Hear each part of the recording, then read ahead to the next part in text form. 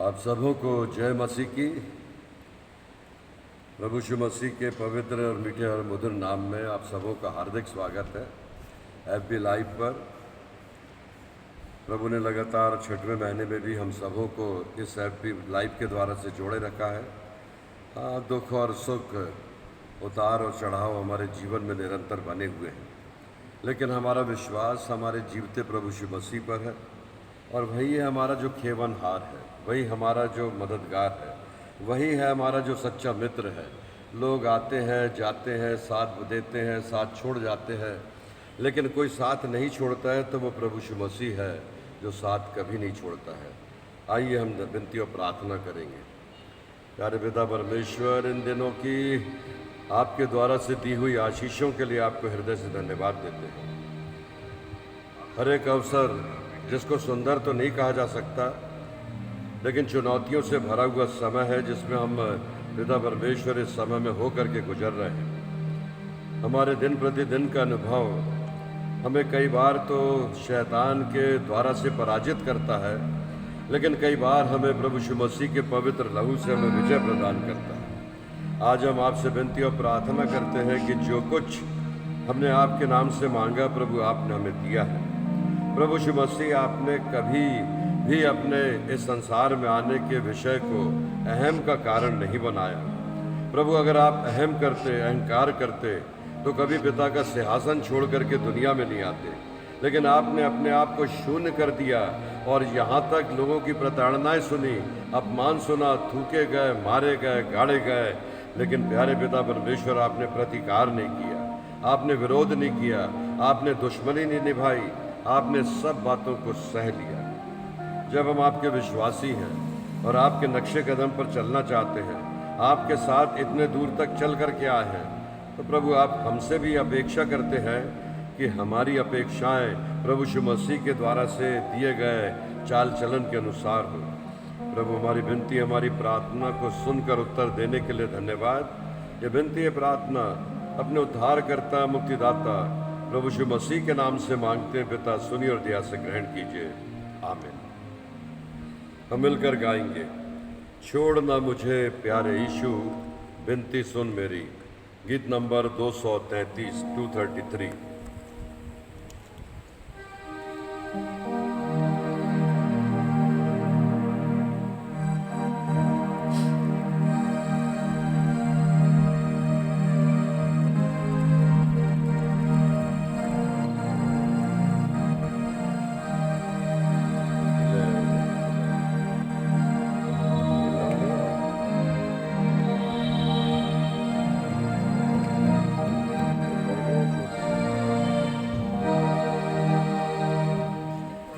छोड़ना मुझे प्यारे यीशु, विनती सुन मेरी, और ऊपर तू दया करता कर दो मुझ पर भी।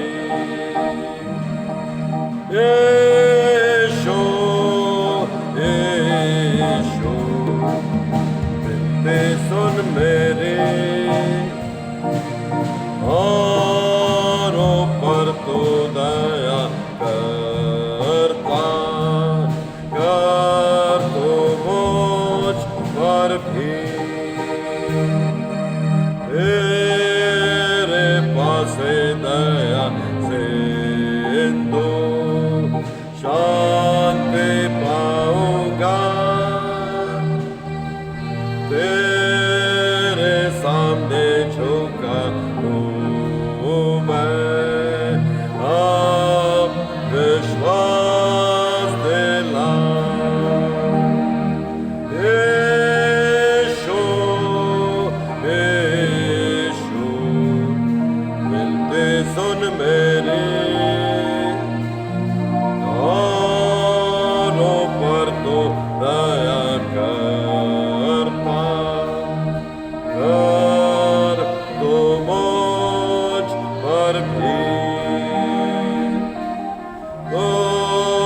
पर पूरी आस में रखता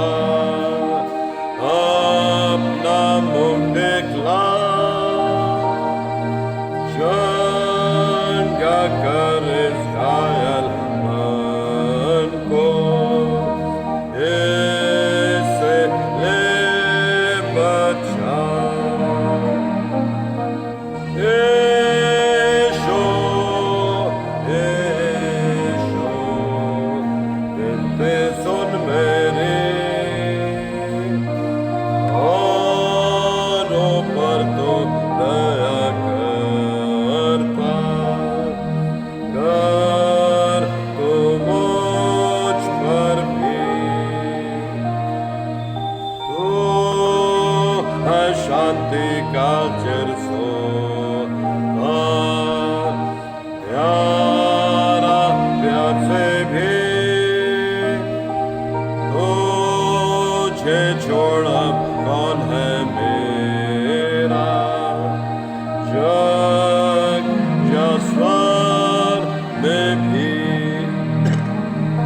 यीशु, यीशु, विनती सुन मेरी,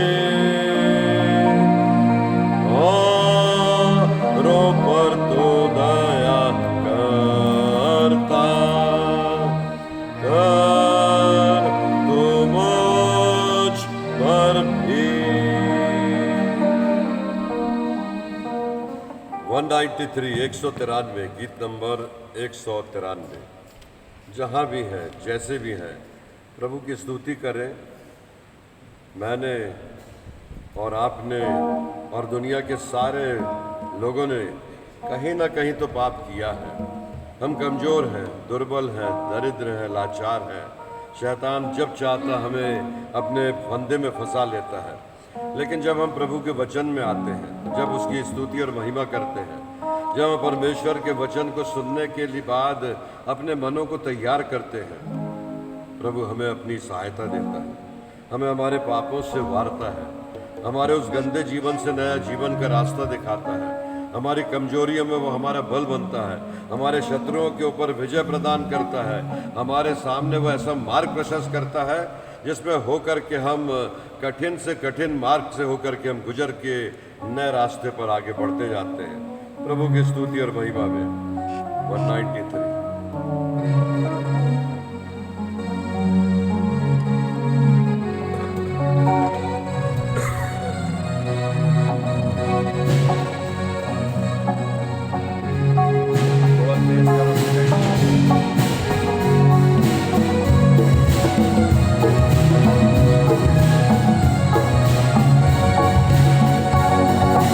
महिमा से तू जो भरा हुआ, ज्योति में सदा रहने वाला, मनुष्यों में तूने जन्म लिया, फिर से यीशु जग में तू आएगा, यीशु आएगा, यीशु आएगा, फिर से यीशु जग में तू आएगा।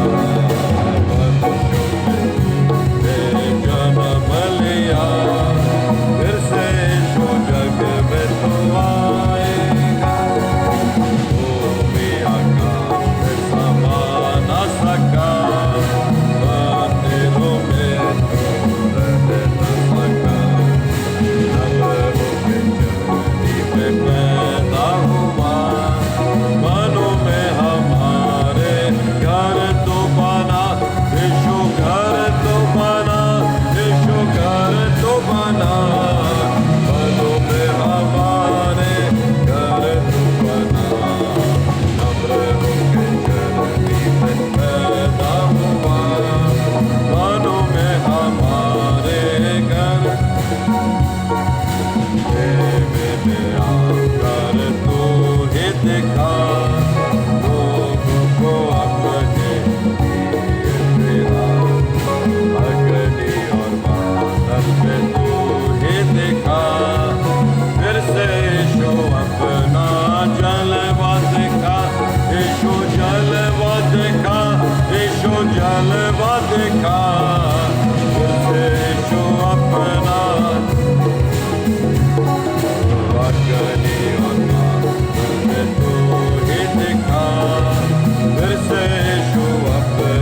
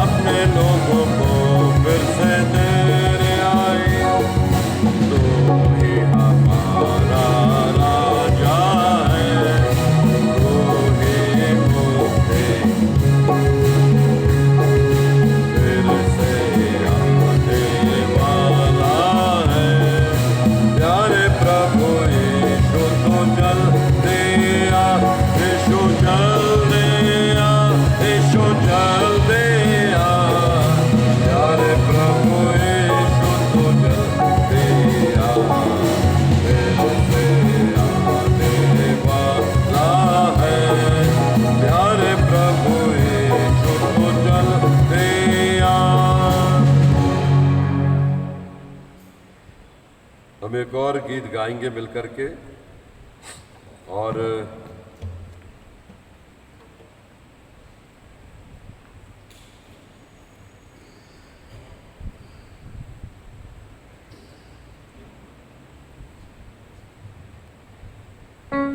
प्रभु का धन्यवाद करूंगा, उसकी संगति में सदा रहूंगा। उससे पहले हम अपने प्रेरितों के विश्वास को एक साथ मिलकर अंगीकार करेंगे। प्रेरितों का विश्वास वचन। हम विश्वास करते हैं परमेश्वर सर्वशक्तिमान पिता पर, जो स्वर्ग और पृथ्वी का कर्ता है। हम विश्वास करते हैं यीशु मसीह पर, जो उसका इकलौता पुत्र और हमारा प्रभु है। वह पवित्र आत्मा की शक्ति से गर्भ में आया, हमारी मरियम से जन्मा, पौंत पिलात के अधिकार में दुख भोगा, क्रूस पर चढ़ाया गया, मर गया और गाड़ा गया, आत्माओं के लोक में उतर गया, तीसरे दिन मृतकों में से जी उठा, स्वर पर चढ़ गया और सर्वशक्तिमान परमेश्वर पिता की दाहिनी ओर बैठा है। वहां से वह जीवतों और मृतकों का न्याय करने आएगा। हम विश्वास करते हैं पवित्र आत्मा पर, एक पवित्र विश्वव्यापी कलीसिया पर, पवित्रों की सहभागिता पर, पाप क्षमा पर, मृतकों के पुनरुत्थान और अनंत जीवन पर। आमीन। प्रभु का धन्यवाद करूंगा।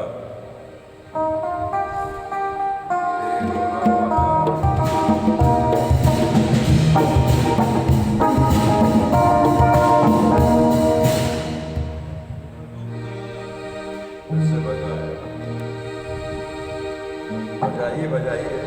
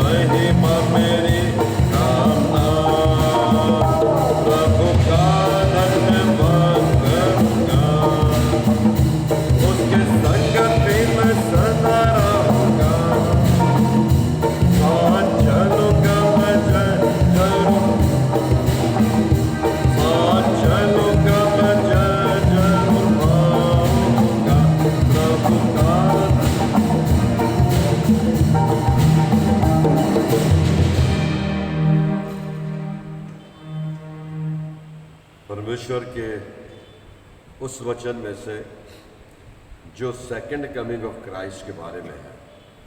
बहुत से लोगों ने आग्रह किया कि मैं प्रभु यीशु मसीह के दोबारा आगमन के विषय में कुछ बातें बताऊं, और दोबारा आगमन के विषय में पवित्र धर्मशास्त्र में, बाइबल में बहुत सी बातें लिखी हुई हैं, और प्रभु यीशु मसीह के पुनरुत्थान के विषय में बातें लिखी गई हैं।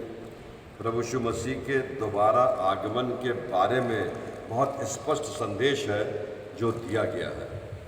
प्रभु यीशु मसीह ने अपने द्वारा से उन बातों को बहुत स्पष्ट रीति से अपने जीवित रहते, अपने चेलों के साथ रहते, अपनी सेवा के काल के समय बताया था।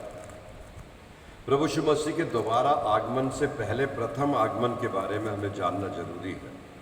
प्रथम आगमन के विषय में प्रभु यीशु मसीह के बारे में बहुत पहले ही दार्शनिकों ने, स्वर्गदूतों ने, भविष्यवक्ताओं ने और उन बातों में जो पवित्र धर्मशास्त्र में पाई जाती है उसका बहुत स्पष्ट उल्लेख कर दिया गया था। पिछले 2000 सालों से प्रभु यीशु मसीह के पहले आगमन के विषय में बहुत सी बातें कह दी गईं, बहुत सी बातें प्रकट कर दी गईं, और बहुत सी बातों का प्रकटीकरण प्रभु यीशु मसीह के प्रथम आगमन से पहले ही हो चुका था। पहले आगमन से पहले 1000 साल को जिस विषय को बताया गया, 1000 साल पहले, दूसरा पतरस की पत्री उसका 3रा अध्याय उसकी 8वीं आयत निकाल कर पढ़ेंगे। मेरे साथ साथ उन वचनों को थोड़ा धीमा कर लें, हमिंग नहीं होना चाहिए। पिछले 2000 सालों से लगातार चर्चा हो रही है पहले आगमन के विषय में। एक दिन 1000 साल के बारे में बताया गया है। परमेश्वर का एक दिन इस संसार के 1000 साल के बराबर। दूसरा पतरस उसका 3रा अध्याय उसकी 8वीं आयत। हाँ, हे प्रियो, यह बात तुमसे छिपी ना रहे कि प्रभु के यहाँ पर एक दिन 1000 वर्ष के बराबर है, और 1000 वर्ष एक दिन के बराबर है। भविष्य शास्त्र में इस बात का उल्लेख किया गया है। और पिछले 2000 सालों से, मतलब 2 दिन से, केवल 2 दिन हुए हैं प्रभु यीशु मसीह के आने के पहले की बातों को बताने से। 1500 साल पहले प्रभु यीशु मसीह के जन्म के विषय में, उसके घर के विषय में, उसके जन्म स्थान के विषय में बालाम नबी ने अपने द्वारा से बता दिया था। नंबर गिनती नामक पुस्तक उसका 24वां अध्याय और उसकी 17वीं आयत निकाल कर पढ़ेंगे।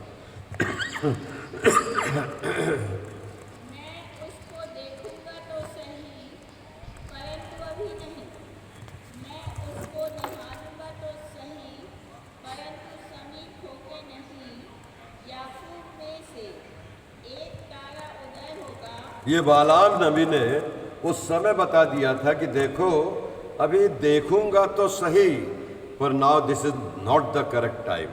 मैं उसको जानूंगा तो सही, पहचानूंगा तो सही, पर I am not able to see at present. वहाँ पर लिखा था कि देखो, एक तारा जो पूर्व में उदय होगा और वहाँ से चल करके वो निकल करके आएगा। वो वाइज मैन, वो भविष्यवक्ता, वो ज्योतिष शास्त्री जो परमेश्वर के पुत्र के आगमन के विषय में जिन उन ज्योतिष शास्त्र में पढ़ करके उन्होंने जाना था, इस बात को पुराने नियम में बहुत पहले, करीब 1500 साल पहले बता दिया गया था कि देखो, एक तारा उदय होगा और वो तारा मार्ग में उनकी अगुवाई करेगा।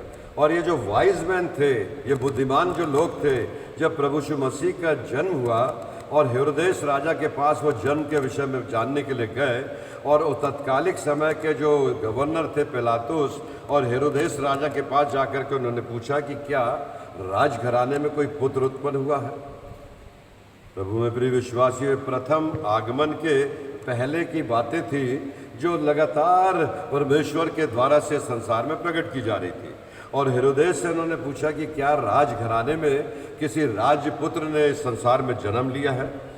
उन्होंने कहा कि नहीं, हमारे घर में ऐसा कोई पुत्र प्राप्त नहीं हुआ है। ये वाइज मैन उस तारे के पीछे जब घर से निकले, उस महल से निकले, तो परमेश्वर ने मार्गदर्शन किया उस तारे के विषय में, जिसके विषय में 1500 साल पहले पूरी भविष्यवक्ताओं ने एक एक बातों को लिख दिया था। प्रभु यीशु मसीह के आने से पहले कैसे समय होगा, कहाँ जन्म होगा, क्या वस्त्र पहना जाएगा, क्या खाएंगे, क्या पिएंगे, कैसा उसके आने के पहले का माहौल होगा, वातावरण होगा, ये प्रथम आगमन के विषय में उस समय की बातों में बता दिया गया। 1500 करीब 1500 किलोमीटर वो चल करके वहाँ पर उस तारे के पीछे प्रभु यीशु मसीह के पास पहुँचे थे। प्रभु में प्रिय विश्वासियों, इन बातों का वर्णन 600 साल पहले मीका ने अपनी पुस्तक में कर दिया था। मीका नबी की पुस्तक, उसका 5वां अध्याय और उसकी 2री आयत।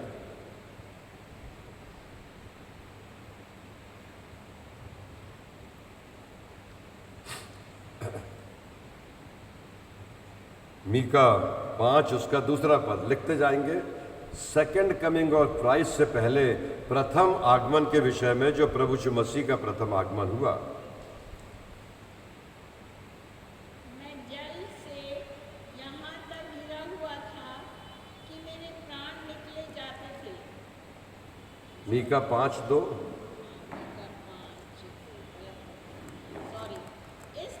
इस कारण तेरा ऐसा कोई न होगा, हाँ, जो यहोवा की मंडली में चिट्ठी डालकर नापने की डोरी डाले। तेरे ऐसा कोई नहीं होगा जो चिट्ठी डाल करके नापने की डोरी डाले। वहाँ पर 1000 किलोमीटर की यात्रा करके वहाँ पर ये वाइज मैन पहुँचे थे।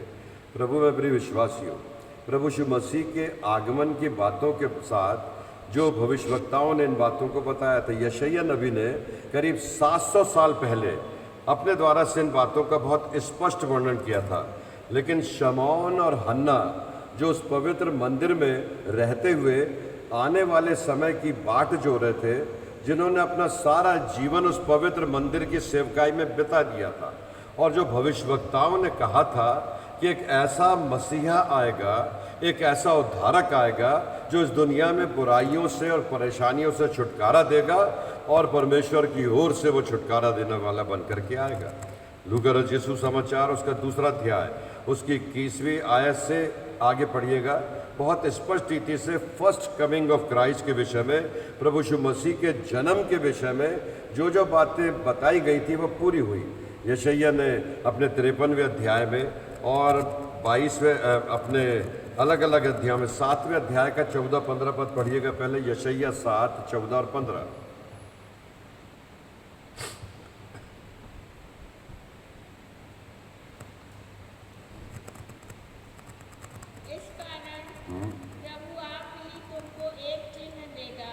प्रभु आप ही तुमको एक चिन्ह देगा।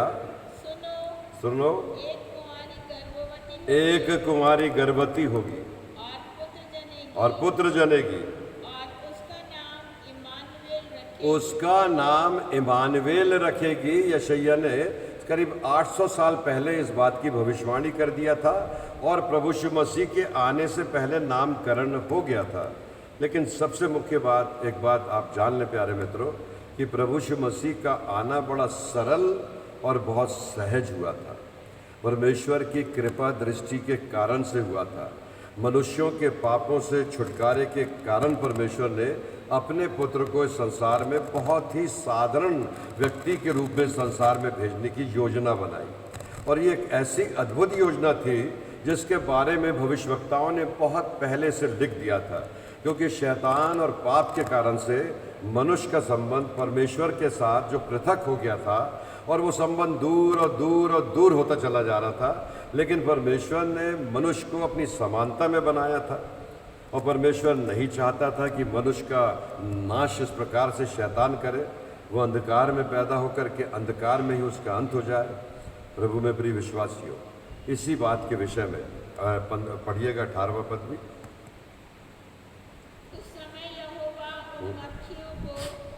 15वां पद, 14 पढ़ दिए थे, 15वां पद।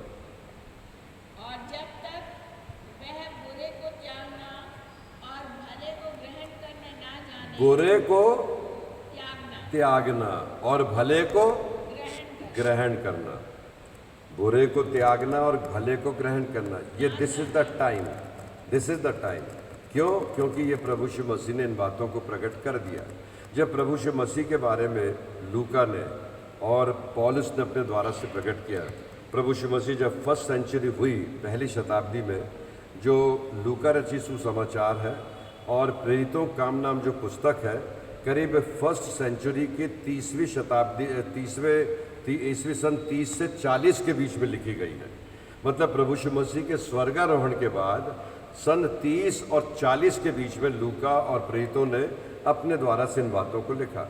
लेकिन लूका के विषय में बताया गया है कि लूका एक मेडिकल डॉक्टर थे, वो चिकित्सा से जुड़े हुए व्यक्ति थे और वो लिटरेट थे, चिकित्सकीय ज्ञान था, साहित्यिक बातों को जानते थे और इसलिए उन्होंने प्रभु यीशु मसीह के पुनरुत्थान और प्रभु यीशु मसीह के पुनरागमन के विषय में बहुत स्पष्ट रीति से लूका रचित सुसमाचार उसके 24वें अध्याय में बताया है। परंतु सप्ताह के पहले दिन पौ पटने से पहले स्त्रियों ने उन सुगंधित प्रभु यीशु मसीह के रिजरेक्शन के विषय में लिखा। लेकिन लूका ने दूसरे अध्याय में 21वें पद से पढ़िएगा, दूसरे अध्याय का 21वां पद। जब 8 दिन पूरे हुए और उसके खतने का समय आया, तो उसका नाम यीशु रखा गया। उसका नाम यीशु रखा गया, जिसके बारे में यशायाह ने बता दिया था कि इसका नाम इमानुएल रखा जाएगा। और इमानुएल नाम का अर्थ क्या होगा? बहुतों को छुड़ाने वाला, बचाने वाला, उनके पाप की दशा से, उनकी बुराइयों से, बुरे को त्यागने से और भले को अपनाने से। प्रभु में प्रिय विश्वासियों, मैं first coming and second coming के विषय में जो बातचीत कर रहा हूँ, इससे पहले जो मैंने गीत गाया, उस गीत के रचयिता ने इन्हीं बातों को, मेरी जिंदगी की हर एक परेशानी में खुल जाता है आशा का द्वार, और इस आशा के द्वार को खोलने वाला और कोई नहीं प्यारे मित्रों, केवल प्रभु यीशु मसीह है। आज मेरा दिल, मेरा हृदय इस प्रचार करने के साथ साथ बहुत ज़्यादा बोझिल है, बहुत ज़्यादा दुख से और संताप से भरा हुआ है, इसलिए कि हमारी कलीसिया के 33 वर्ष की आयु के एक जवान बेटे को परमेश्वर ने अपने पास बुलाने में प्रसन्नता जाहिर किया है। और उसकी मृत्यु कोरोना से नहीं हुई प्यारे मित्रों, उसकी मृत्यु अचानक पेट में दर्द हुआ और दर्द के साथ जब उसको अस्पताल में भर्ती किया गया, डॉक्टर्स और नर्सेज वो अपनी चिकित्सकीय काम करते रहे, एक अस्पताल से दूसरे अस्पताल पहुंचाया गया, सारी चिकित्सकीय लाभ उसे दिया गया, लेकिन परमेश्वर को ये मंजूर नहीं था कि वो हमारे बीच में रहता। उसे उसने अपने पास बुलाने में प्रसन्नता जाहिर किया। और ये जीवन का सबसे बड़ा सत्य है जो मेरे और आपके जीवन में इसका सामना करना पड़ता है। प्रभु में प्रिय विश्वासियों, इस लॉकडाउन के पीरियड में और इस कोरोना वायरस की बीमारी में बहुत से घर के लोगों ने अपने प्रियों को खो दिया है और प्रिय उनको छोड़ करके इस दुनिया से चले गए हैं। आपके और मेरे जीवन में भी, मेरी सेवकाई में भी बहुत से लोग आए और बहुत से लोग चले गए। बहुत से लोगों का साथ बना रहा और बहुत से लोगों ने साथ छोड़ करके चले गए। प्रभु यीशु मसीह के आने से पहले भविष्यवक्ताओं ने इन्हीं बातों को मनुष्यों के बीच में अपने द्वारा से प्रकट किया था। 1500 साल पहले, 2000 साल पहले, 1000 साल पहले, 700 साल पहले, the first coming of Christ was the very simple way. प्रभु यीशु मसीह का जन्म हेरोदेस राजा के घर में हो सकता था, लेकिन परमेश्वर की एक अद्भुत योजना थी कि वह कारपेंटर, एक बढ़ई के घर में प्रभु यीशु मसीह का जन्म हुआ। एक अदना सी महिला जिसका कि कोई अस्तित्व नहीं था, परमेश्वर के दूत ने आकर के उसको दर्शन दिया कि देख, तू गर्भवती होगी और एक पुत्र जनेगी और तू उसका नाम यीशु रखना। उस वरदूत ने सेम बातों को यूसुफ को बताया, देख यूसुफ, तू अपनी पत्नी मरियम को अपने यहाँ लाने से मत डर, क्योंकि जो उसके गर्भ में है वो परमेश्वर की ओर से। That was the time the first coming of the Christ was there. प्रभु यीशु मसीह का जन्म उस बैतलहम नगर के गौशाले में हुआ। उसका वस्त्र कैसा होगा? दाऊद राजा ने भजन संहिता की पुस्तक उसका 22वां अध्याय और उसकी 18वीं आयत में इस बात को लिखा है कि वस्त्र के बारे में, प्रभु यीशु मसीह की सेवकाई के बारे में, प्रभु यीशु मसीह के संसार में अपने द्वारा से प्रकट किए जाने के बारे में। पढ़िएगा 22-18।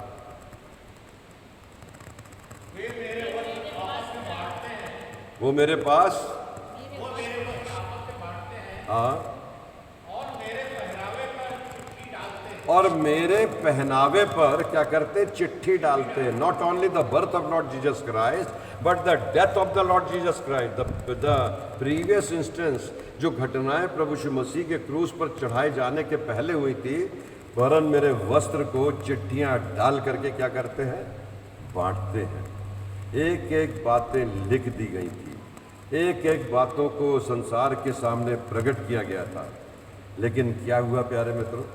जब प्रभु यीशु मसीह जगत में आए तो जो ज्यूस थे वो लॉ ऑफ मोजेस को, मूसा के द्वारा से दी गई व्यवस्था का बड़ा कड़ाई से, बड़ी गंभीरता से पालन करते थे और उन गंभीरता से विधियां बना करके पालन करते थे कि वो एक बेर की गुठली के बराबर वजन उठा करके एक स्थान से दूसरे स्थान तक वो यात्रा नहीं करते थे, क्योंकि सबत का दिन पवित्र मानने के लिए परमेश्वर की ओर से उनको मनाही दी गई थी, उन्हें आज्ञा दी गई थी और उसका वो बड़ी कड़ाई से और गंभीरता से पालन करते थे। सबत के दिन जब प्रभु यीशु मसीह के सामने एक झोले के मारे को उतारा गया था, तो ये फरीसी, ये शास्त्री, ये सदूकी, ये महायाजक केवल एक बात की ओर दृष्टि लगाए बैठे थे कि सबत के दिन प्रभु यीशु मसीह उन्हें चंगा करता है या नहीं करता है। प्रभु में प्रिय विश्वासी, ऐसी बहुत सी घटनाएं हुई। प्रभु यीशु मसीह जब दुनिया में आए तो प्रभु यीशु मसीह को लोगों ने स्वीकार नहीं किया। प्रभु यीशु मसीह ने बहुत सहज और सरल तरीके से अपने द्वारा से उनको बताया, देखो मनुष्य का पुत्र, देखो परमेश्वर का पुत्र, द डिवाइन गॉड, वो अद्वितीय परमेश्वर, वो अद्वैत परमेश्वर जिसने परमेश्वर के एक लौते पुत्र के रूप में जन्म लिया था। जब ये दोनों को दर्शन मिला था तो साथ में गणरियों को दर्शन मिला था और उनसे कहा था, देखो डरो मत, मैं तुम्हें बड़े आनंद के सुसमाचार सुनाता हूँ। ये सारी बातों का उल्लेख उत्पत्ति की पुस्तक से लेकर के मीका नबी तक ने लगातार भविष्यवक्ताओं ने अपने द्वारा से किया है प्यारे मित्रों। और उस टेम्पल में जहाँ पर हन्ना और शिमोन वर्षों से सेवा कर रहे थे, और जब प्रभु यीशु मसीह की माता को उन्होंने उस मंदिर में देखा तो वो आनंद से वह उछल पड़े, क्योंकि जिसकी वो बाट जो रहे थे, जो मसीहा जो आने वाला था, उनके बीच में ये धारणा थी, ये मत था कि जब मसीहा आएगा तो उनके दुर्दिनों से निकाल करके उनको अच्छे दिनों पे पहुंचाएगा, उन्हें उनकी कठिनाइयों से निकाल करके उन्हें अच्छी सहज की ज़िंदगी देगा। इसलिए जब यरूशलेम में प्रभु यीशु मसीह ने गधी के बच्चे पर बैठ करके प्रवेश किया था, तो प्रभु में प्रिय विश्वासी, उन्होंने मार्ग में कपड़े बिछा दिए थे, मार्ग में खजूर की डालियां लेकर के प्रभु यीशु मसीह का स्वागत किया था और होशन्ना के नारे लगाए थे कि होशन्ना दाऊद के पुत्र जो यहोवा के नाम से आता है। ये सारी बातें उन बातों के साथ संबंध रखती है। और वो जन्म जिसका कि प्रभु यीशु मसीह के बारे में जो यशायाह ने जिन बातों को लिखा था, यशायाह नबी की पुस्तक, उसका 53वां अध्याय, उसको पढ़िएगा पहले 2-3 पदों को।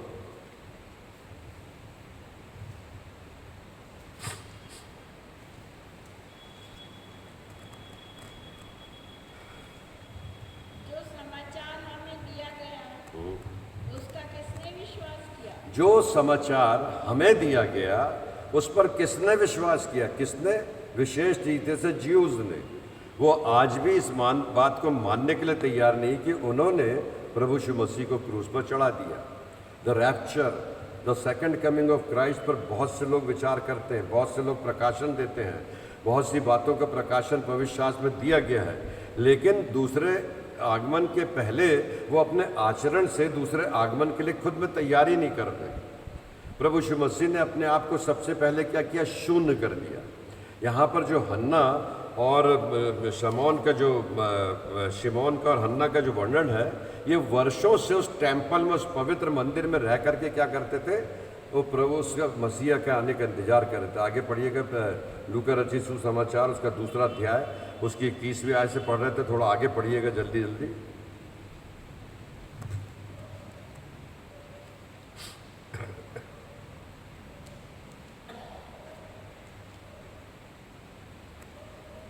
जब मूसा की व्यवस्था के अनुसार उनके शुद्ध होने के दिन पूरे हुए तो वे उसे यरूशलेम में ले गए कि प्रभु के सामने लाए, जैसा कि प्रभु की व्यवस्था में लिखा है, हर एक पहलौठा प्रभु के लिए पवित्र ठहरेगा।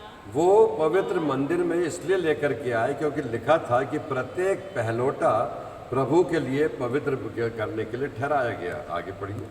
और प्रभु की व्यवस्था के वचन के अनुसार और प्रभु की व्यवस्था के वचन के अनुसार पंडुकों का एक जोड़ा पंडुकों का एक जोड़ा या कबूतर के 2 बच्चे या कबूतर के 2 बच्चे ला करके बलिदान करें। बलिदान करे।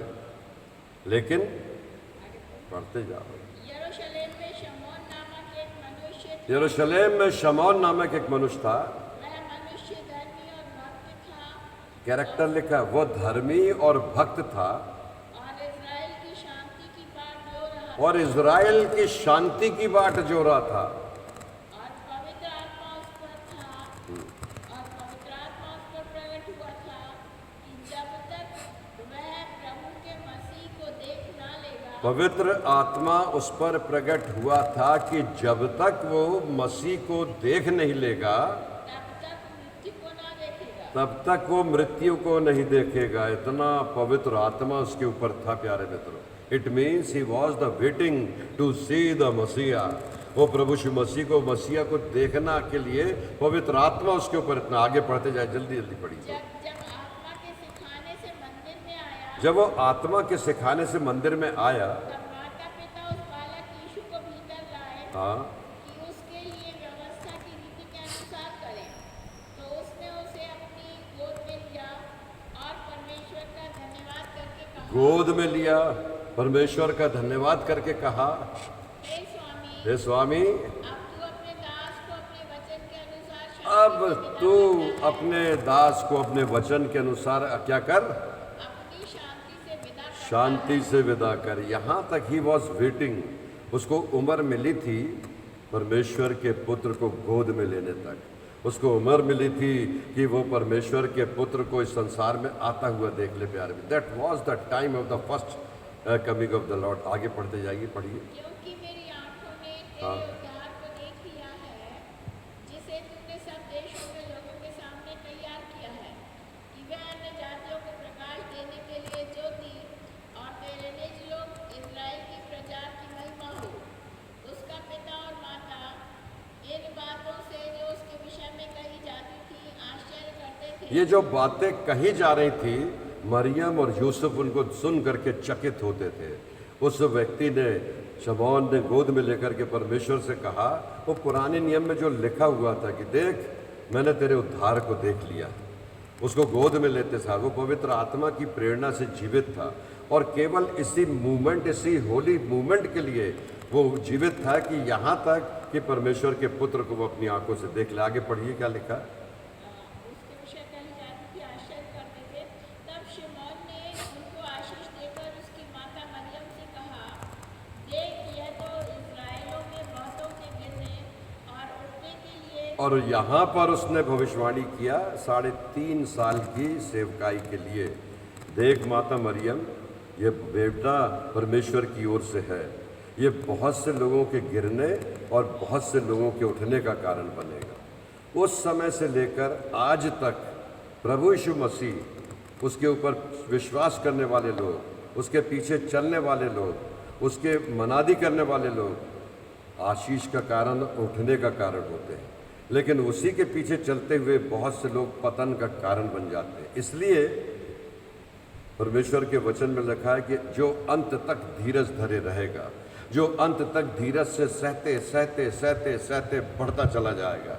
इस दुनिया में कष्टों की, बुराइयों की, आपदाओं की और एक्सीडेंट की और दुर्घटनाओं की कमी नहीं प्यारे मित्रों।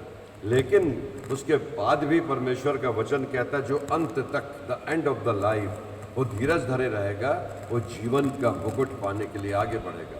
3.5 साल की सेवकाई के विषय में प्रभु यीशु मसीह के द्वारा से किए गए वो आश्चर्य कर्म, वो मिरेकल्स, वो चमत्कार जो प्रभु यीशु मसीह ने उनके बीच में रहते हुए किया, उन बातों को वो देखते थे, लेकिन परमेश्वर के पुत्र के रूप में उसको स्वीकार नहीं कर पाते थे। कई बार प्रभु यीशु मसीह ने कहा, जा तेरे पाप क्षमा हुए और अब से फिर पाप मत करना। जैसा वो सुनते थे वो तुरंत आरोप लगाते थे, इसको किसने ऐसा अधिकार दे दिया कि ये पापों की क्षमा भी करता है। ये पहले आगमन के विषय में भविष्यवक्ताओं ने जो लिखा था, लूका रचित सुसमाचार उसका 19वां अध्याय उसकी 10वीं आयत, जो दूसरा अध्याय आप पढ़ रहे थे, उसी में हन्ना का भी वर्णन, थोड़ा हन्ना का वर्णन पढ़ लीजिए जल्दी जल्दी, जहाँ हन्ना का मिलता है लूका 2 में, पहले फिर आगे बढ़ेंगे। हाँ 25 पर जोर से पढ़िए। हाँ, हन्ना नामक पनुएल की बेटी एक भविष्यवक्तनी थी। शी वॉज द प्रॉफिट, बहुत बड़ी भविष्यवक्तनी थी। उसके विषय में कुछ विशेषताएं थी। क्या लिखा लूका ने? वो बहुत बूढ़ी थी। हाँ, और विवाह होने के बाद 7 वर्ष अपने पति के she was very old lady, और विवाह होने के बाद कितने साल पति के साथ रही थी? 7 साल, और 7 साल के बाद से वो विधवा हो गई थी। लेकिन मंदिर में कितने साल से थी वो? 84 वर्ष की आयु तक मंदिर में आकर के सेवा टहल, केवल मंदिर में ही रहती थी प्यारे में।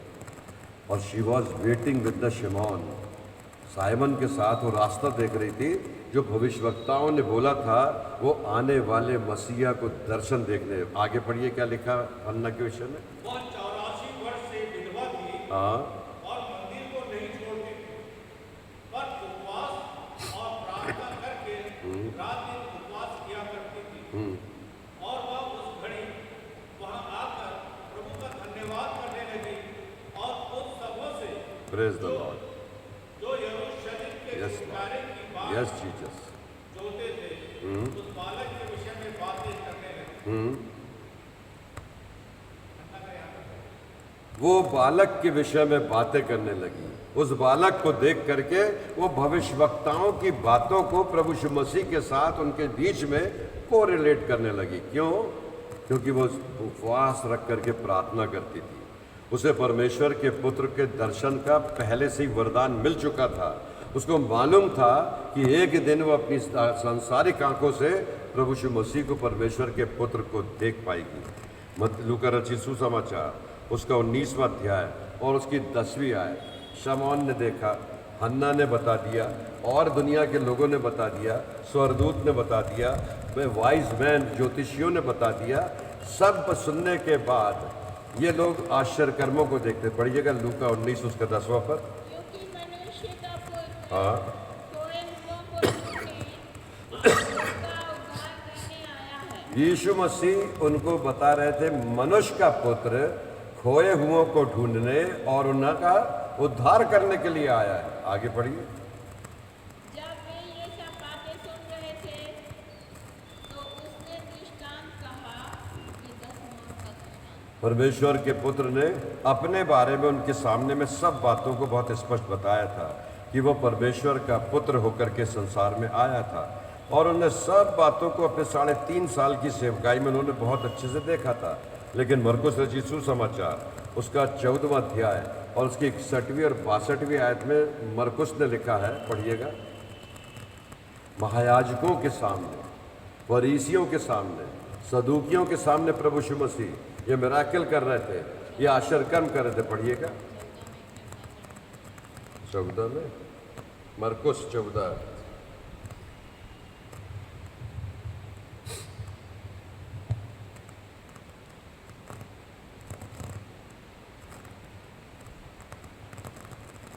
मरकुस 14, 61, 62 जल्दी पढ़ेंगे।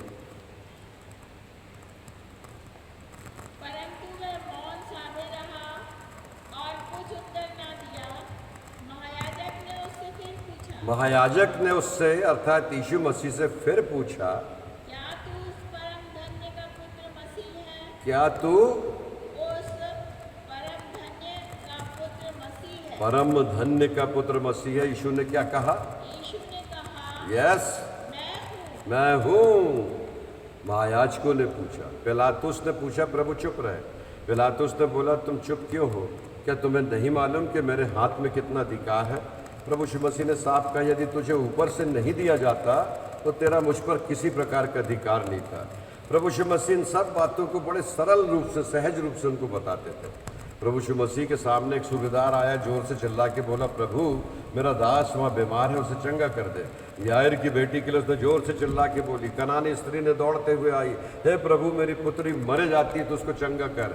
मार्था और मरियम ने प्रभु यीशु मसीह को सरकास्टिक वे से बोला था, प्रभु अगर आप यहाँ होते तो हमारा भाई कदापि नहीं मरता। हमने 1 दिन, 2 दिन, 3, तीसरे दिन में तुझे खबर भेजा, लेकिन तू आया नहीं, तूने सुन लिया, आया नहीं। अब आया है तो क्या फ़ायदा?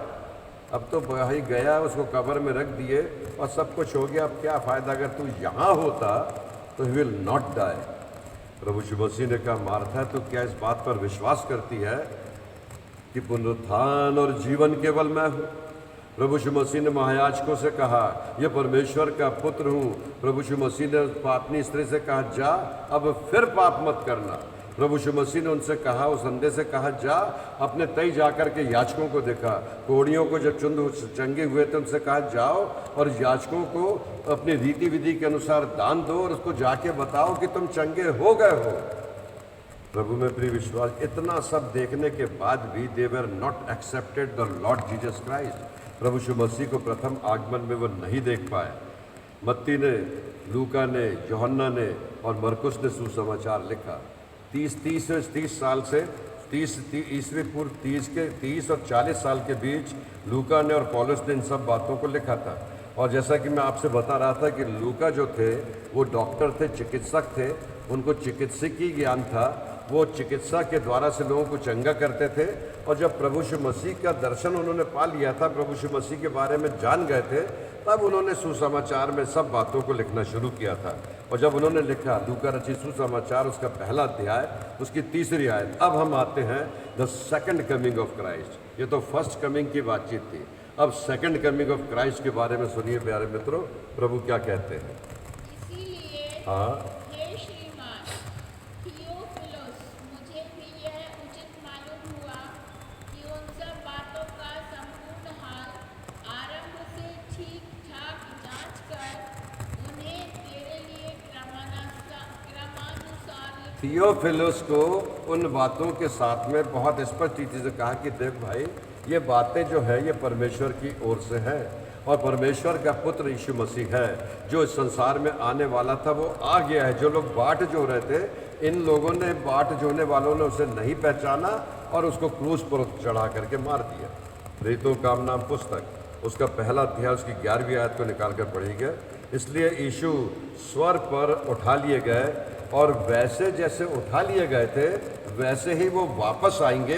ये बात जब लूका, मत्ती, मरकुस, यूहन्ना और पौलुस प्रेरित जान गए, तब उन्होंने सुसमाचार में लिखना शुरू किया प्यारे मित्रों। और उनसे कहा, हाँ, हे गलीली हे गलीली पुरुषों, पुरुषों, तुम क्यों खड़े आकाश की ओर देख रहे हो? हाँ, यही यीशु जो तुम्हारे पास से स्वर्ग पर उठा लिया गया, यही यीशु जो तुम्हारे पास से स्वर्ग पर उठा लिया गया है, जिस रीति से तुमने उसे स्वर्ग को जाते देखा है, जिस रीति से तुमने उसे स्वर्ग पर जाते देखा है, उसी रीति से वह फिर आएगा। हाँ, उसी रीति से he will come again in this world. पहली बार वो परमेश्वर का पुत्र, मनुष्य का पुत्र बन करके आया, लेकिन दूसरी बार जब आएगा प्यारे मित्रों, तो वो पुत्र जो बहुत अदना सा व्यक्ति होकर के आया था, जो नम्र और दीन होकर के आया था, जो दुनिया के लोगों को छुटकारा देने आया था, जो दुनिया के लोगों को पाप और पुण्य के बारे में बताने आया था, जो स्वर्ग और नरक की बातों को बहुत स्पष्ट रीति से बताते थे, जो दृष्टांतों के द्वारा से उनसे बातचीत करते थे। अब जब सेकंड कमिंग ऑफ क्राइस्ट होगी तो वैसी नम्रता से नहीं आएगा प्यारे मित्रों। वहाँ लिखा है कि वो न्यायाधीश बन करके आएगा, मैजिस्ट्रेट, जज बन करके आएगा। और वो जज बन करके आके क्या करेगा? दुनिया के लोगों का न्याय करेगा, हर एक व्यक्ति का, हर एक जाति का, हर एक भाषा का, हर एक कुल का। मत्ती रचित सुसमाचार में सेकंड कमिंग ऑफ क्राइस्ट के बारे में बहुत स्पष्ट चीज़ बता दिया गया है। मंदिर के विनाश की भविष्यवाणी प्रभु यीशु मसीह ने 24वें अध्याय में कर दिया था, महासंकट के आरंभ के विषय में। अब जब बोलते हैं ना अभी इस समय में कि महामारी चल रही है, ये हो रहा है, वो हो रहा है, कई प्रकार की बातें हैं, उन बातों का वर्णन भी बहुत स्पष्ट रीति से कर दिया गया है मत्ती रचित सुसमाचार 24वें अध्याय में। लेकिन हम देखेंगे मत्ती रचित सुसमाचार उसका 3रा अध्याय,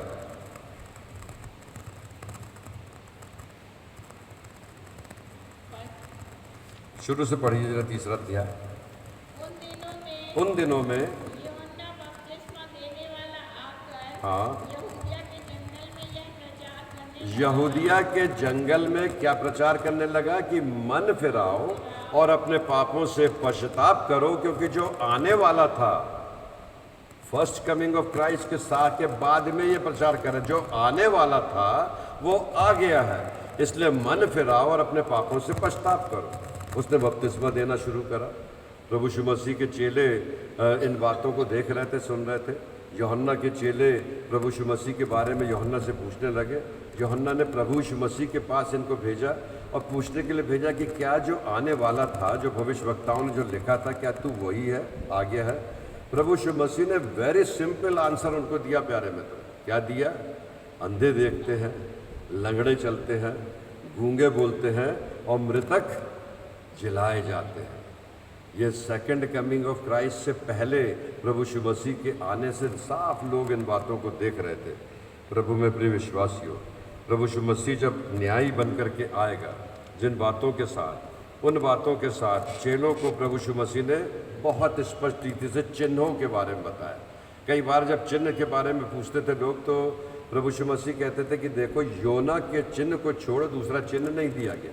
प्रभु यीशु मसीह सेकंड कमिंग ऑफ क्राइस्ट के बारे में जब जानना चाहते थे, तो प्रभु यीशु मसीह ने बताया, वो 6 बातें हैं, उसको नोट कर लीजिएगा प्यारे मित्रों। सेकंड कमिंग ऑफ क्राइस्ट के विषय में क्या है? पहली बात कि तुम्हें 24वें अध्याय, मत्ती 24वें अध्याय में लिखा है, कोई तुम्हें सेकंड कमिंग ऑफ क्राइस्ट के बारे में बता करके तुम्हें भरमाने ना पाए। पहली बात लिख लीजिए, पहली बात लिखा है, कोई तुम्हें भरमाने ना पाए। दूसरी बात, वो कहता है कि युद्धों के बारे में सुनोगे, और इन बातों का मतलब युद्ध का होना निश्चित है और निर्धारित है। सेकंड कमिंग ऑफ क्राइस्ट से पहले देश देश, जाति जाति, वर्ग वर्ग, भाषा भाषा, साम्राज्य पे साम्राज्य, ये लोग युद्ध करेंगे। और युद्ध करने की बातें जब सुनो और युद्धों का आरंभ सुनो, तो जान जाना कि second coming of Christ is very near. कुछ चिन्ह हैं, कुछ बातें हैं जो प्रभु यीशु मसीह ने अपनी 3.5 साल की सेवकाई में तीसरी बार यीशु ने कहा कि क्लेश होने वाला है, जिसके बारे में बहुत स्पष्ट बताया गया है। लोग तुमसे मेरे नाम के कारण से नफरत करेंगे, लोग मसीहों से नफरत करेंगे, लोग मसीहों को सताएंगे, लोग मसीहों को मारेंगे, लोग मसीहों पर क्लेश उनको उत्पन्न करेंगे। इसलिए क्योंकि उसने प्रभु को नहीं छोड़ा, तो वो तुम्हें भी नहीं छोड़ेंगे प्यारे। उत्पीड़न, परसिक्यूशन, इसलिए कई ग्रुप बन गए आजकल। Persecution by the Christ, Faridabad में, गाजियाबाद में भी लगातार यहाँ पर पादरी लोगों के ऊपर अत्याचार हो रहा है, प्रचारक लोगों पर अत्याचार। ये तो 2-4 छुटपुट घटनाएं प्यारे मित्रों। फर्स्ट सेंचुरी में जब लोगों ने प्रभु यीशु मसीह के बारे में प्रचार करना शुरू किया, तो रोमन साम्राज्य के लोगों ने उनको राल लपेट करके मोमबत्ती के समान जला दिया था प्यारे मित्र। ये तो अभी हुआ ही नहीं है, अभी होना बाकी है। कम्युनिस्ट कंट्रीज़ में और दूसरी कंट्रीज़ में पवित्र धर्मशास्त्र को पढ़ना और सुनना प्रोहिबिटेड था, प्रतिबंधित था, लेकिन परमेश्वर ने वहाँ भी मार्ग खोल दिया। ये जो समय है बहुत स्पष्ट थी। तीसरी बात कि लोग यीशु के नाम से क्लेश का सामना करेंगे। चौथी बात लिखते जाइएगा, यीशु बताते हैं कि झूठे भविष्यवक्ता इस दुनिया में खड़े हो जाएंगे, और कोई कहेगा यहाँ है, कोई कहेगा वहाँ है, कोई व्हाट्सएप ग्रुप में ये डालेगा, कोई इंस्टाग्राम में लिखेगा, अलग अलग प्रकार की भविष्यवाणियों को बताएंगे कि वो अब दिन का अब समय समाप्त हो रहा है, अब दुनिया का अंत हो रहा है, अब ये तमाम सेकंड कमिंग ऑफ क्राइस्ट से पहले ये बातें होंगी। पांचवी बात, परमेश्वर के राज्य का सुसमाचार सबको बताया जाएगा। Everybody will listen the word of God. वो सुसमाचार जो परमेश्वर के पुत्र के इस संसार में आने के साथ दिया। इसलिए आजकल लेमैन, जवान बच्चे और बुजुर्ग लोग, जैसा जिसको बनता है, जो मसीह में है, वो अपने द्वारा से सुसमाचार लोगों को पहुंचाने की कोशिश कर। हर एक घर में इस सुसमाचार को पहुंचाया जाएगा। इसलिए आप टीवी का दूरदर्शन खोल के देख लीजिए, रेडियो को खोल के सुन लीजिए, आप मोबाइल को खोल करके देख लीजिए, जहाँ देखिए फेसबुक पर आजकल परमेश्वर का वचन, बाइबल खोलने की ज़रूरत नहीं पड़ती, तुरंत खोलिए, आपको गुड मॉर्निंग के साथ एक परमेश्वर का वचन मिलता है। कोई भी बहन, कोई भी भाई, कोई भी जवान आपको 50 संदेश भेज देता है और उसको पढ़ते जाइए कि good morning with the word of God. परमेश्वर के वचन हर एक घर में, हर एक जगह पर सुसमाचार पहुंचाया जाएगा। छठवीं बात, यीशु की अंतिम समय में कहा गया है कि उजाड़ने वाली वस्तु के बारे में, जो दानियल नबी में बताया गया है, वो उजाड़ने वाली वस्तु के बारे में समय आएगा प्यारे। ये साइन है, ये कुछ युद्ध जब होंगे, जब लोग भरमाएंगे एक दूसरे को, जब मसीहों के ऊपर क्लेश होगा, जब मसीह लोग सताए जाएंगे, जब चर्चेज जला दिए जाएंगे, जब संस्थाओं पर प्रहार होगा, जब मसीहों के ऊपर अत्याचार होगा, ये सब जब होगा तो परमेश्वर के वचन में यीशु मसीह ने मत्ती 24वें अध्याय में बताया है, उस समय परमेश्वर से प्रार्थना करना प्यारे मित्रों। तुम पहाड़ों पर चले जाना, जो छत पर है वो छत पर ही रहना, नीचे ना आए। जो खेत में है वो खेत में ही रहना, वो लौट करके घर ना आए। उस समय प्रार्थना करना, गर्भवती महिलाएं, गर्भ को धारण करने वाली महिलाएं कहीं दुख ना उठाएं। वो सारी बातें हैं जो सब प्रकार की। वो समय प्रार्थना करना कि सर्दी का समय ना हो, कड़कड़ाती सर्दी ना हो, जब उसका दोबारा आगमन होगा। उसने लिखा है कि महाक्लेश होगा, बहुत युद्ध होगा, और न्याय करने वाला जहाँ पर जिस बात के लिए लिखा है वो इस संसार में आएगा। उस दिन के बारे में कोई नहीं जानता। मत्ती रचित सुसमाचार उसका 24वां अध्याय उसकी 36वीं आयत में तब प्रभु यीशु मसीह ने उनको बताया।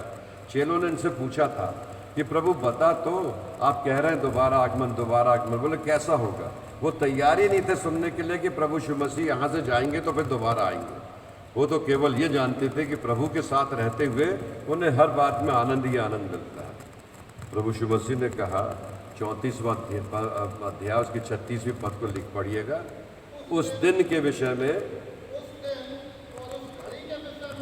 उस दिन और उस घड़ी के विषय में नोबडी विल नोस, कोई नहीं जानता, मैं भी नहीं जानता। फिर वो कहता है, प्रभु यीशु मसीह कहते हैं मैं भी नहीं जानता।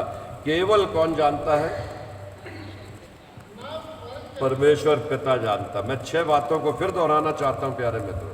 सेकंड कमिंग ऑफ क्राइस्ट को जानने वाले बहुत से लोग हैं, वो पूछते हैं कि सेकंड कमिंग ऑफ क्राइस्ट पर बोलिए भाई साहब। मैं आपसे बता रहा हूँ, ये बातें प्रभु यीशु मसीह ने अपने जीवित रहते चेलों को बहुत स्पष्ट बताया। पहली बात कि कोई तुम्हें भरमाने ना पाए, आपको बोले कि यहाँ ईश्वर है, वहाँ यीशु मसीह है, वहाँ ऐसा है, उस चर्च में ऐसा है, उस कलीसिया में ऐसा है, उस पास्टर के साथ ऐसा है। भरमाना नहीं प्यारे मित्र, कन्फ्यूज़न पैदा करने वाले। दूसरी बात वो कहता है कि युद्ध के बारे में सुनोगे। हमारे पास अभी राफेल आया है और कंपेयर किया जा रहा किससे? चाइना के उस विमान से। हमारे जो दूरदर्शन के जो लोग हैं वो बोल रहे हैं एक चूहे और एक हाथी के बराबर सामना, हाथी और चूहे की लड़ाई होगी। अगर लड़ाई होगी, प्रार्थना कीजिए कि युद्ध ना हो प्यारे लोग। कौन चूहा है और कौन हाथी है ये तो युद्ध के बाद पता चलता है, लेकिन प्रार्थना हम मसीह लोग प्रार्थना करते हैं कि हमारे देश को युद्ध का सामना ना करना पड़े। ये युद्ध वहीं रुक जाए, ये बॉर्डर पर रुक जाए, आपस में तालमेल मिल जाए, शांति कायम हो जाए। युद्ध हुआ है, it means second coming of Christ is very near, the rapture day is very near. जब ये रैप्चर का दिन होगा उसके बारे में और भी बहुत सी बातें बताई गई। तीसरी बात मैं बता रहा था, यीशु ने कहा कि जो क्लेश का समय होगा और उसके बारे में बताया कि लोग तुमसे नफरत करेंगे। लोग यीशु मसीह के नाम के कारण से तुमसे नफरत करेंगे। लोग तुम्हारा नाम सुन कर के मार्टिन और बर्गेट और स्टैनली और नाना प्रकार के नाम सुन कर के आपसे नफरत करेंगे। ये क्यों होगा? क्योंकि जो उन्होंने मुझे सताया, मुझे मारा, तुम्हारे साथ भी ऐसा होगा। चौथी बात, यीशु बताते हैं कि झूठे भविष्यवक्ता पैदा होंगे। और झूठे भविष्यवक्ता तो कई पैदा हो गए प्यारे में, रोज बरोज पैदा हो रहे हैं। इन बातों का साइन बड़ा स्पष्ट। पांचवी बात, परमेश्वर के राज्य का सुसमाचार बताया जाएगा। परमेश्वर के राज्य का सुसमाचार घर घर पहुंचाया जाएगा, जन जन तक पहुंचाया जाएगा। अब बड़ी आसानी से परमेश्वर के राज्य का सुसमाचार सुनाया जा रहा है। छठवीं बात, यीशु अंतिम दिनों के समय में उजाड़ने वाली वस्तु के बारे में बताता। दानियल नबी की पुस्तक, उसको पढ़िएगा, उजाड़ने वाली वस्तु के विषय में साफ लिखा हुआ है। और तब वो कहता, प्रार्थना करना कि लोग जो छत पर है वो जमीन पर नीचे ना उतरे, जो खेत पर है वापस अपने घर को ना लौटे, जो उसको प्रार्थना करना कि वो समय जाड़े का, सर्दी का समय ना हो। बड़ा भयानक दिन होगा वो, उस दिन चोर की नाई आएगा। विषय में बहुत स्पष्ट बताया गया। हम नहीं जानते कि कैसा समय होगा, लेकिन प्रभु यीशु मसीह ने इसलिए कहता है, वो कहता है जागते रहो और प्रार्थना करते रहो। पर 24वें अध्याय, मत्ती 24वें 26 में, उस घड़ी को कोई नहीं जानता, मनुष्य के पुत्र का आना ठीक नूह के दिनों के समान होगा। क्योंकि जल प्रलय के पूर्व के दिनों में जिस प्रकार नूह ने जहाज में प्रवेश करने के दिन तक लोग खाते पीते रहे और उनमें ब्याह शादियां हुआ करती थी, और जब तक जल प्रलय उनको बहाकर ना ले गया वैसे समझ ना सके, उसी प्रकार मनुष्य के पुत्र का भी आना होगा। इस समय दो मनुष्य खेत में होंगे, एक ले लिया जाएगा, दूसरा छोड़ दिया जाएगा। दो स्त्रियां चक्की पीसती होंगी, एक ले ली जाएगी, दूसरी छोड़ दी जाएगी। इसलिए जागते रहो, क्योंकि तुम नहीं जानते कि तुम्हारा प्रभु किस दिन आ जाएगा। परंतु यह निश्चय जानो कि यदि घर के स्वामी को पता होता कि चोर रात में किस समय आएगा, तो वह जागता रहता और अपने घर में सेंध लगने न देता। इस कारण तुम भी तैयार रहो, मनुष्य का पुत्र उस घड़ी आ जाएगा क्योंकि जबकि तुम सोचते भी नहीं हो। एक ऐसा विश्वास योग्य और बुद्धिमान दास कौन है, जिसे उसका स्वामी सेवकों के ऊपर अधिकारी नियुक्त करे और ठीक समय पर उन्हें भोजन दे। धन्य है वह दास जिसका स्वामी आकर उसे ऐसा ही करता पाए। मतलब ये काम जो लिखे हुए हैं करते रहें। प्यारे मित्रों, अगर आपको कोई जिम्मेदारी मिली है तो मनुष्यों के कहने के कारण से उस जिम्मेदारी से भागिए मत। अगर आपका अपमान किया किसी ने, उस अपमान को सह लीजिए। प्यारे मित्रों, सहन कर लीजिए। आपने परमेश्वर का मार्ग चुना है। आपको प्रताड़ित करने वाले लोग नहीं चाहते कि आपको वो काम करते देखें, लेकिन आप उनकी सुनकर परमेश्वर का काम करना मत छोड़िए। अगर आप परमेश्वर का काम करना छोड़ देंगे तो ये मनुष्यों की और शैतान की जीत हो जाएगी। अगर आपको जीतना है तो नम्रता के साथ, संयम के साथ, धीरज के साथ, परमेश्वर के पुत्र के दोबारा आगमन के लिए तैयारी के साथ। प्रभु आपको और मुझको बड़ी आशीष दे। The second coming of Christ is very near. वो समय आ गया प्यारे मित्रों, जहाँ पर परमाणु युद्ध के जो पोत हैं, युद्ध पोत हैं, वो समुद्री तट पर किनारे आके खड़े कर दिए गए हैं। जहाज तैयार है, तैनात कर दिए। छोटा सा देश नेपाल भी भारत के खिलाफ खड़ा हो गया, बहुत छोटा सा देश। प्रभु में प्रिय विश्वास, प्रार्थना कीजिए कि लोग शांति को बनाए रखें। प्रार्थना कीजिए कि हमारा देश चारों ओर से सुरक्षित पाया जाए। इस देश में शांति के टापू के रूप में निकले और दुनिया के लोगों को हमारा देश बताए ये शांति का साम्राज्य है, ये प्रेम करने वाले लोग रहते हैं, ये यीशु मसीह के पीछे चलने वाले लोगों का देश है, ये यीशु मसीह के नाम से प्रार्थना करने वाले और सुरक्षित रखने वालों का देश है। इसलिए परमेश्वर का आत्मा इस देश में काम कर रहा है। प्रभु आपको और मुझको बड़ी आशीष दे। आइए हम मिलकर के एक गीत और गाएंगे, प्रभु का धन्यवाद और स्तुति करते हुए। उसके बाद में सूचनाएं हैं जो मैं आपको अंत के समय में दूंगा।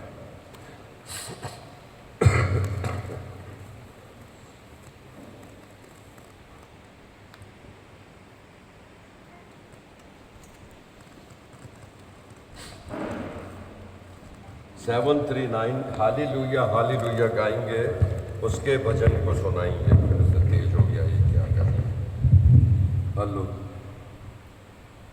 739 हालेलुया गाएंगे, उसके वचन को सुनाएंगे। क्षमा कीजिएगा, नहीं गा पाएंगे इसको। गीत नंबर 73 से यीशु बुलाता तुम्हें। गीत नंबर 736 यीशु बुलाता तुम्हें।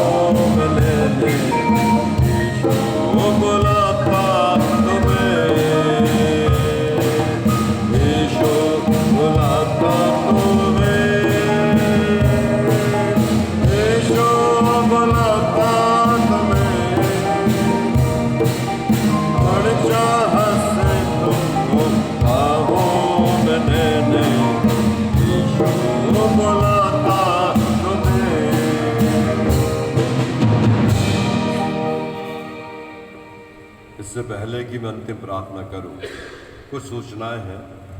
शनिवार को हम प्रभु की ब्यारी में 6 बजे शामिल होंगे। प्रभु की ब्यारी आप सब सादर आमंत्रित हैं। प्रार्थना कीजिए कि रविवार का लॉकडाउन समाप्त हो, पवित्र विश्रामवार के दिन को पवित्र मानने के लिए हम सब इकट्ठा हो सके रविवार के दिनों के लिए, क्योंकि कोरोना वायरस के लिए तो उचित है, लेकिन रविवार मसीहों के लिए एक विशेष दिन है। अपनी प्रार्थना का पहला विषय रविवारी आराधना को, चर्चेस को खोलने के लिए आप प्रार्थना कीजिए। आने वाले दिनों में मुख्यमंत्री के पास हम प्रतिनिधित्व करने वाले हैं। यहाँ के पासवानों ने निर्णय लिया है कि हमें 12 बजे तक के लिए स्वतंत्रता दी जाए, ताकि हम सोशल डिस्टेंसिंग के साथ, सैनिटाइजेशन के साथ, सरकार के दिए गए नियमों के मापदंडों के साथ अपनी पवित्र आराधना में हम शामिल हो सके। प्रार्थना करते रहिए। हमारी प्रार्थना के विषय मिस्टर मिसेस जॉर्ज जैस्मिन को प्रभु ने चंगाई दिया। मिसेस एलिशिबा लाल को तो चंगाई मिली, लेकिन हमारी प्रार्थना का उत्तर प्रभु यीशु मसीह ने हमें नहीं दे पाया, क्योंकि अमित लाल जवानी की अवस्था में प्रभु के पास बुलाए गए। कल मैंने जब 1 बजे उनके सिर पर हाथ रख करके प्रार्थना करके आया था, मुझे पूरा विश्वास था कि प्रभु ने हमारी प्रार्थना को हमेशा सुन करके उसका उत्तर दिया। लेकिन उसका उत्तर हमने मांगा था कि वो जवान प्रभु यीशु मसीह के पवित्र लहू से चंगाई को प्राप्त कर सके, लेकिन प्रभु ने उसे अपने पास बुलाने में प्रसन्नता जाहिर किया।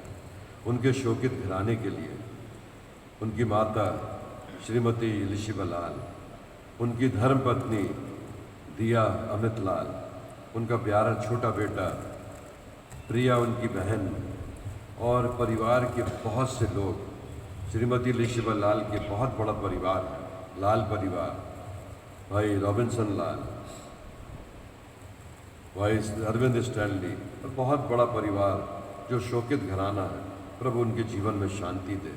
आज हमने कब्रिस्तान में उनका अंतिम संस्कार किए और बड़े बोझिल हृदय से हम कब्रिस्तान से वापस लौटे हैं, लेकिन यही प्रार्थना करते आए कि प्रभु हमें ऐसी समझ और ज्ञान दे कि जो हम मृत्यु और सड़ाहट के सामने जब खड़े होते हैं तो प्रभु जो हमें सिखाना चाहता वो सिखाए, क्योंकि हम प्रभु के नज़दीकी में बने रहना चाहते हैं।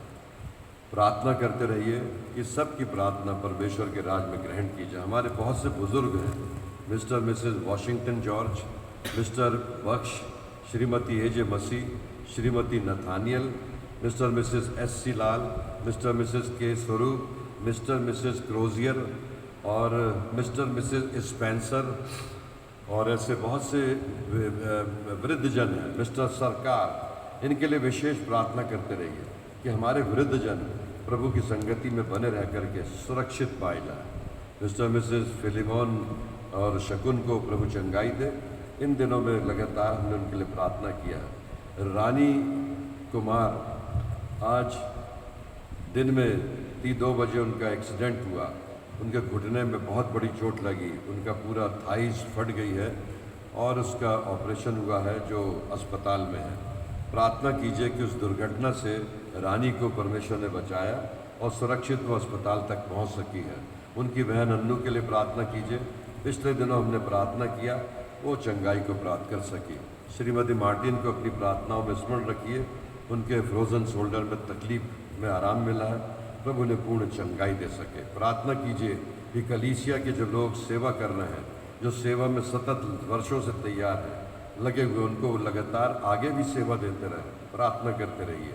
हर एक उन व्यक्तियों के लिए जो प्रार्थना की आवश्यकता के लिए हमसे आग्रह करता है, उन तमाम प्रेयर वॉरियर्स के लिए जो इन बातों के लिए लगातार प्रार्थना कर रहे हैं, प्रभु आप सबों को बहुतायत से आशीष दे। शनिवार को धन्य है वे जो धर्म के भूखे और प्यासे हैं, क्योंकि वे तृप्त किए जाएंगे। आइए हम प्रार्थना करेंगे। प्यारे पिता, हमारी विनती और प्रार्थना है, अमित को आपने अपने पास बुलाने में प्रसन्नता जाहिर किया है। उनकी धर्म पत्नी दिया और उस प्यारे बेटे को प्रिया और श्रीमती एलिशिबा लाल को, मिसेस लाल की माता को जो बुजुर्ग हैं, और उनकी बहनों को, सारे परिवारों को प्रभु आपके हाथों में सौंपते हैं। लॉर्ड जीसस, वो शांति जो संसार नहीं दे सकता, संसार के लोग नहीं दे सकते, आपके द्वारा से हमें मिलती है। प्रभु उस असीम शांति को उनके जीवन में, उनके घर में प्रदान कीजिए।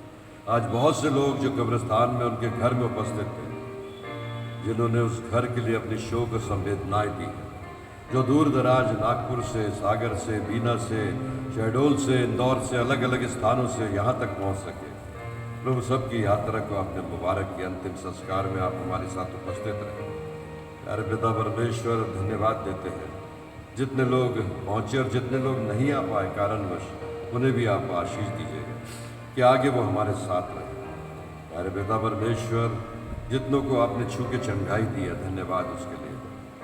अमित के लिए हमारा मन बड़ा बोझिल है प्रभु। इस कलीसिया में एक जवान बेटे के जाने से सारी कलीसिया स्तब्ध है प्यारे पिता, कि बड़ी अल्प आयु में आपने उसे अपने पास बुलाने में प्रसन्नता जाहिर किया है, लेकिन आपके सोच और हमारे सोच में बहुत अंतर है। आपकी गति और हमारी गति में बहुत अंतर है। लेकिन जब हम अपने प्रियों से बिछड़ते हैं प्यारे प्रभु, तो हमारे सहानुभूति के शब्द बहुत कम पड़ते हैं।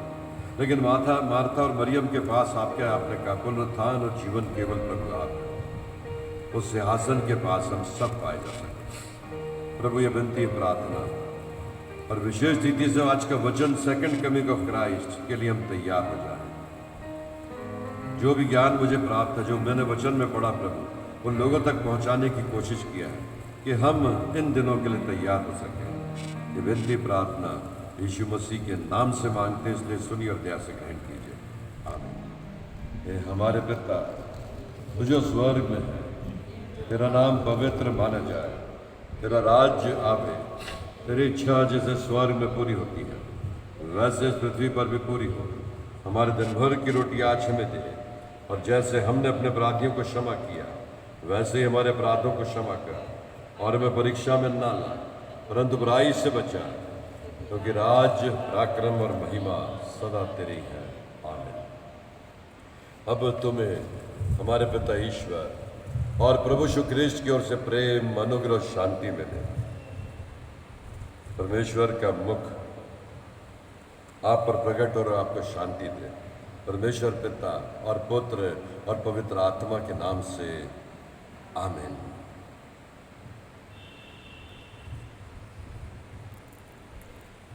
आप सबों को जय मसीह की। यीशु साहब।